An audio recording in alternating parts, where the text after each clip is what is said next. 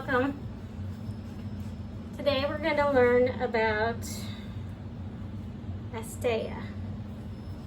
And what it is the art of not stealing from yourself or from others.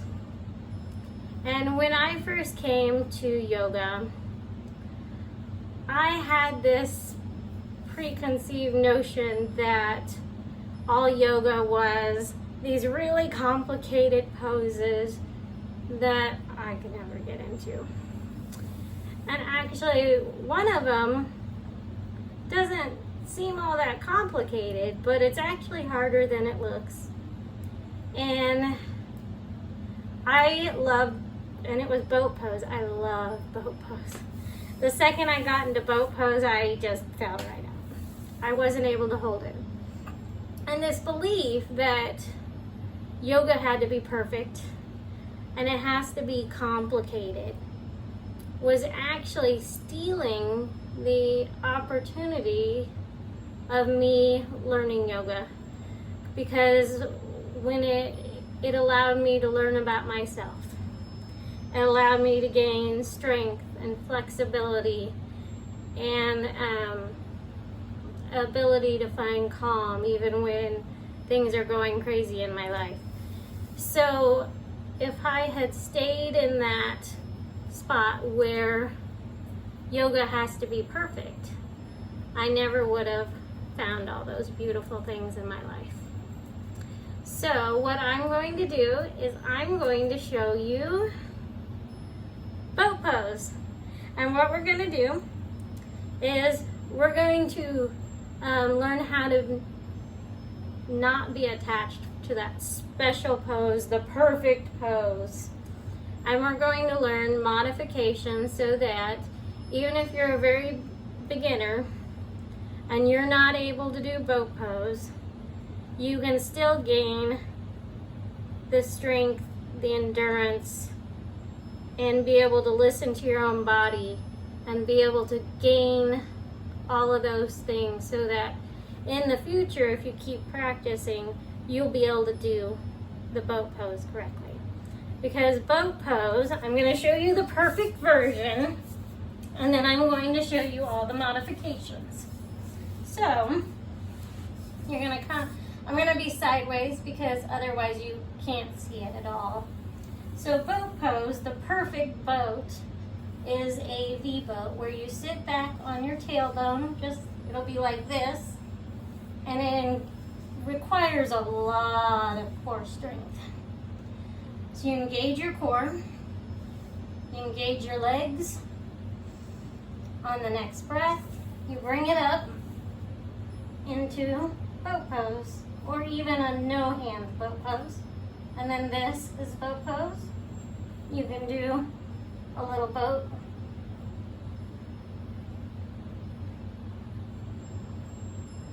But what you don't want to do is a U-boat, because then you're losing all that core strength. And that's when you're going to do damage to your lower back.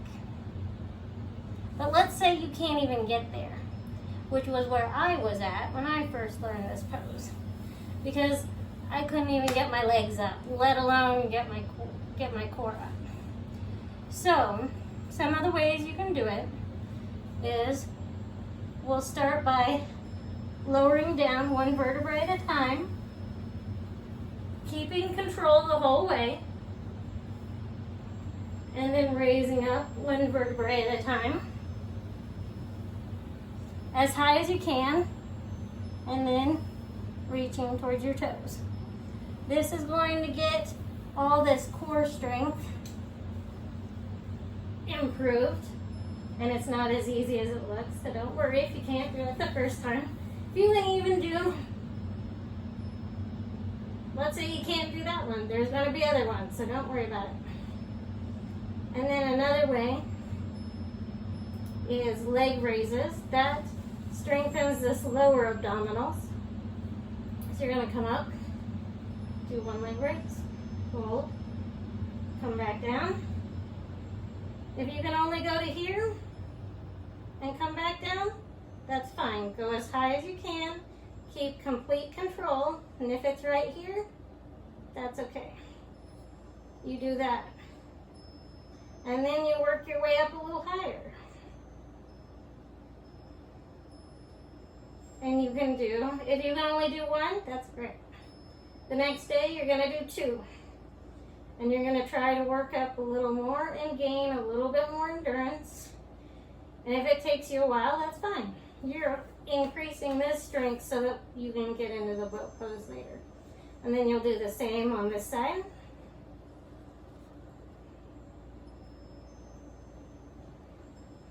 And sometimes we have more strength on one side than the other. Okay? Another one is the double leg lift. This is really hard, so protect your back. If you can only go there, that's okay. And you can work your way up. And you can do it in very small increments if you want. Okay? And you find the number you can safely do. And then another exercise is these.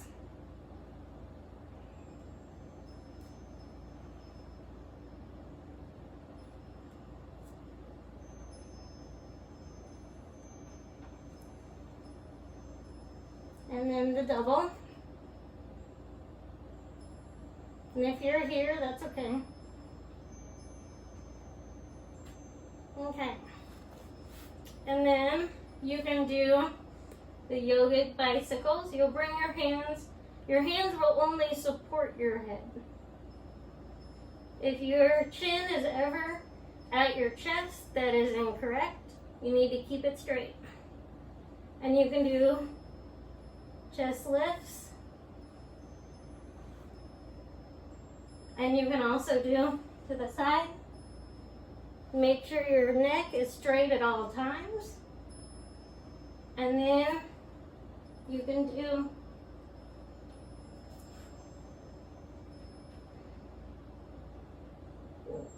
the yogic bicycle as well. Think of it like a slow crunch. But the key is you want to make sure that you're doing it safely. You want to work your way up on, make sure, keep your neck straight. You want to work your way up to the pose.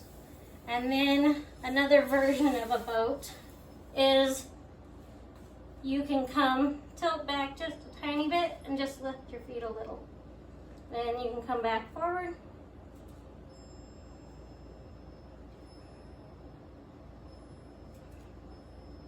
And eventually maybe you can stay here a little longer until you can get there where you can hold it all the way. And you can work that up in baby steps.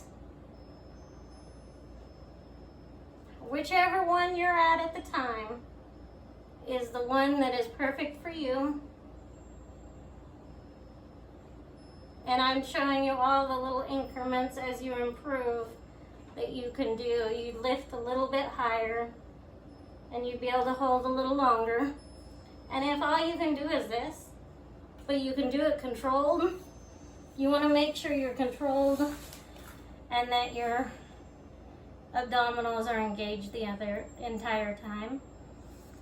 And we can let go of that assumption that yoga has to be perfect, has to be complicated poses, hard poses, dancer-like poses, because yoga is for everyone.